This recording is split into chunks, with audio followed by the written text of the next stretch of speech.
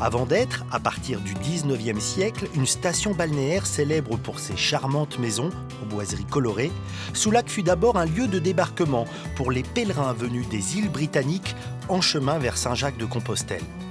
Au point qu'au XIIe siècle, les bénédictins installent ici une basilique au nom qui résonne comme une prophétie, Notre-Dame de la fin des terres. Si nous étions venus il y a un peu plus de 150 ans au sommet de ce clocher, qu'est-ce qu'on aurait vu devant nous?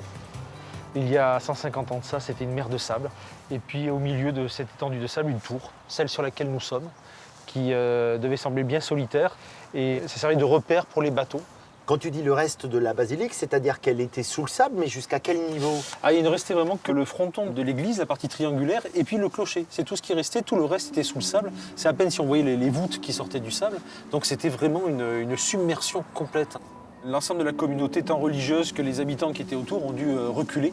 Et ont tellement bien reculé d'ailleurs qu'ils ont dû créer un nouveau village, plusieurs kilomètres à l'intérieur des têtes, le jeune Soulac, tout simplement. Ce n'est qu'au milieu du 19e siècle que l'archevêque de Bordeaux décide de dégager la basilique de Soulac. Mais on ne pourra jamais revenir au niveau d'avant, si bien qu'aujourd'hui, certaines fenêtres sont coupées en leur milieu. Il faut d'ailleurs descendre un escalier pour retrouver le niveau d'origine. Soulac n'est pas un cas isolé. Sur la côte aquitaine, plusieurs dizaines de villages du Moyen-Âge ont été ensevelis sous les dunes au point qu'on ignore aujourd'hui leur exacte localisation.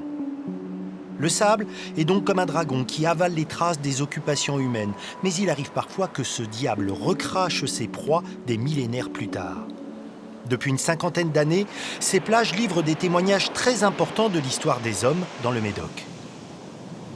Alors là, le genre d'objets que l'on peut trouver sur les plages de Soulac, et ce sont des haches en bronze, d'un bronze de très très bonne qualité. C'est daté de quelle période ça? Alors, nous sommes sur du bronze moyen, on est entre 1500 et 1100 avant Jésus-Christ. Alors ça c'est une hache un peu spécifique, c'est ce qu'on appelle une hache médocaine. Il semblerait que notre Médoc était une sorte de haut fourneau de l'Europe occidentale à cette époque-là.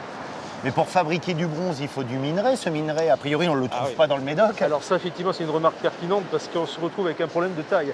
C'est que c'est l'un des hauts fourneaux de l'Europe, mais sans les minerais. C'est-à-dire que le cuivre et l'étain, ça vient de Grande-Bretagne et d'Espagne.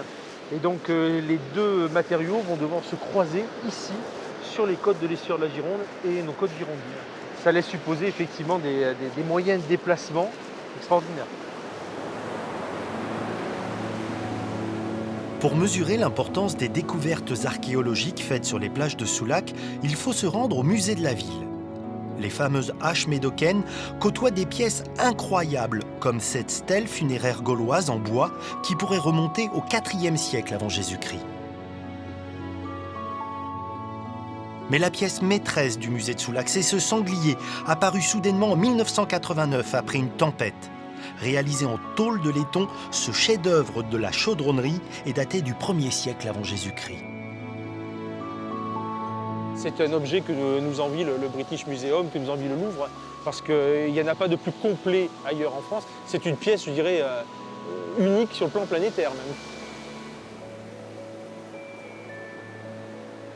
Et il s'agit d'un sanglier en seigne, donc c'est l'équivalent de notre drapeau national porte-étendard en cas d'attaque, tout simplement, lorsqu'il y a un conflit. Donc c'est un symbole majeur, comme les aigles pour les Romains. Et donc c'est la pièce qui allait généralement au front lorsque les soldats gaulois partaient à l'assaut. C'était généralement pour accompagner les combats. Avec tout ce que tu nous as décrit, on est quand même loin de l'image d'un Médoc isolé au bout du monde. C'est une terre de passion à ce stade-là, c'est-à-dire qu'on a un trésor qui dort sous ces sables. C'est pas Pompéi sous les laves du Vésuve, mais c'est, comment dire, un patrimoine inestimable sous les sables du Médoc.